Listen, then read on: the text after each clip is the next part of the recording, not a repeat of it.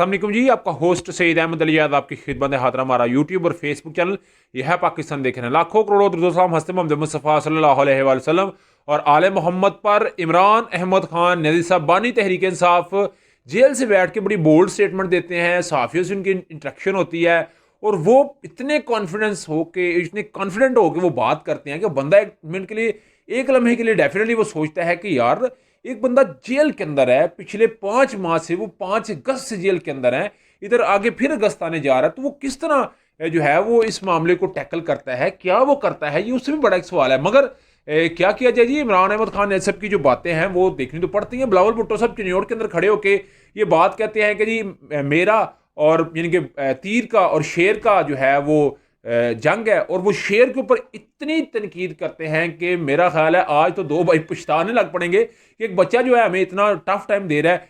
तहरीक इंसाफ की तरफ वो जो है वो बिलावल भुट्टो साहब नजर नहीं करते, तो क्या कोई इत्तेहाद होने जा रहा है, और ये एक बड़ा सवाल होगा। मगर सबसे पहले जो आपको बताएं तो इस वक्त पाकिस्तान के अंदर जी पंजाब भर में आम इंतखाबात के दौरान सिक्योरिटी खदशात पर दफ़ा 144 नाफज कर दी गई है। दफ़ा 144 का नफाज 12 फरवरी 2024 तक रहेगा। बगैर इजाज़त जलसे जुलूस रैलियां निकालने पर पाबंदी होगी, हवाई फायरिंग पर पाबंदी होगी, असले की सरेआम नुमाइश और गाड़ियों के काले शीशे इस्तेमाल करने पर पाबंदी होगी। मगर मेरा यहाँ पे सवाल यह है, आज चिन्योट के अंदर बिलावल भुट्टो साहब, लाहौर के अंदर आसफ भुट्टो साहब और कोट अद्दू के अंदर शहबाज शरीफ साहब, लाहौर NA 130 की सड़कों के ऊपर आज जब बलालगंज पहुंचता है तो पूरा जो है वो आतिशगिरी के साथ उनका इस्तकबाल किया जाता है। नवाज शरीफ और मरीम नवाज साहिबा का MQM रोडों के ऊपर जमात इस्लामी के माइक चल रहे हैं। इस्तेकाम पाकिस्तान पार्टी अपनी कर रही है, और इस्तेकाम पार्टी के अलीम खान बड़े बड़े दावे कर रहे हैं आज़ाद उम्मीदवार हमारे होंगे, उन सबको भी इजाज़त है। मेरा सवाल यह है, क्या तहरीक इंसाफ की तरह इन तमाम के ऊपर पाबंदी होगी कि ये सिर्फ तहरीक इंसाफ के लिए पाबंदी है? ये कल की तारीख में पता चल जाएगा, क्योंकि इमरान अहमद खान नदी साहब ने जो बात कही है कि साबका वज़ीर आज़म ने अडियाला जेल से मीडिया के जरिए नुमाइंदों के जरिए पैगाम पहुंचाया कि हमारे नुमाइंदे आइंदा एतवार से पुरअमन मुहिम के लिए बाहर निकले। जो उम्मीदवार इंतखाबी मुहिम के लिए बाहर नहीं निकलेंगे इनकी टिकटें तब्दील कर दी जाएंगे। डोनाल्ड लो ने जो बात की, इस पर पाकिस्तानी सफ़ीर असद मजीद की ऑफिशियल मीटिंग में डी मार्च करने की सिफारिश, सफ़ीर की सिफारिश पर डी मार्च किया गया और कहा जा रहा है कि साजिश नहीं हुई। पाकिस्तान की तारीख में कभी ऐसा साइफर नहीं आया। शाहमूद कुरैशी को बाई चांस इस साइफर का पता चला, वो साइफर जनरल बाजवा के लिए था। साइफर को दबाने के लिए पूरी कोशिश की गई क्योंकि इसने डोनाल्ड डू एक्सपोज हो गया। साइफर ट्रायल को सीक्रेट रखना चाहिए चाहते हैं, 3 हफ्ते हुकूमत गिरा दी गई, इससे बड़ी साजिश क्या है? साइफर में अगर उन्होंने अनहोनी चीज़ नहीं थी तो डी मार्च क्यों किया गया, ये इमरान साहब सवाल कर रहे हैं। क्या कोई अमेरिका को डी मार्च करता है? जिस रोज़ डी मार्च किया गया साइफर इसी रोज़ पब्लिक हो गया था। नेशनल सिक्योरिटी मीटिंग में साइफर को पाकिस्तान के अंदरूनी मामला में मुदाखलत क्यों कहा गया?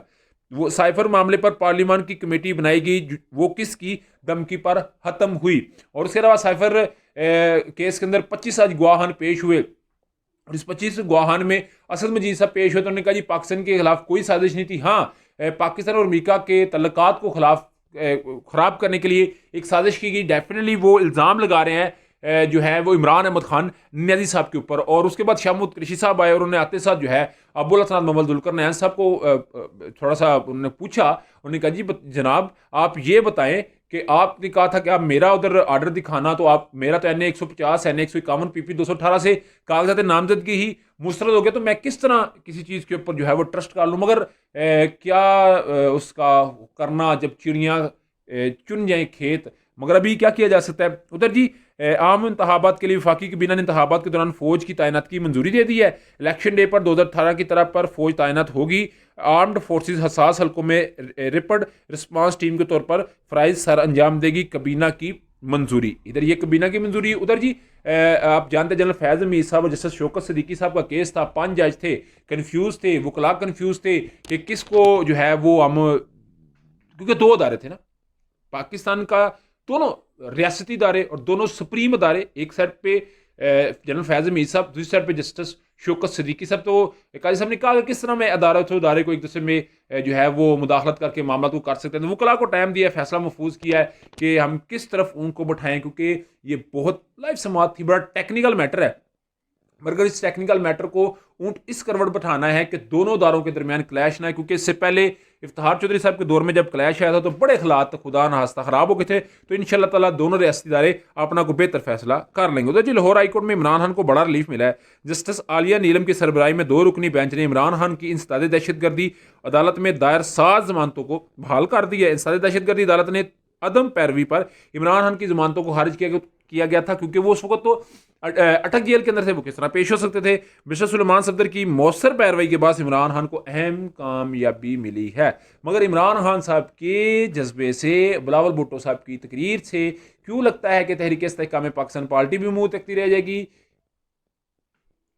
MQ भी मुंह तकती रह जाएगी, बाप पार्टी, ये सब मिलकर भी, नून लीग के साथ मिलकर भी इक़्तिदार में नहीं आ सकते, क्योंकि फैसल वाडा साहब जो बात करते हैं कि 80 सीटों से कम सीटें होंगी तो नून लीग पीछे ही रहेगी। तो आपका समझता है, मुझे लाजमी करना से शेयर कीजिएगा। लाइक वीडियो पसंद आ रहा है, चैनल को लाइक सब्सक्राइब अपने दोस्तों शेयर कर लीजिएगा। नेक्स्ट वीडियो के लिए होस्ट हो जाइए। अल्लाह आपको हमें अस्सलाम।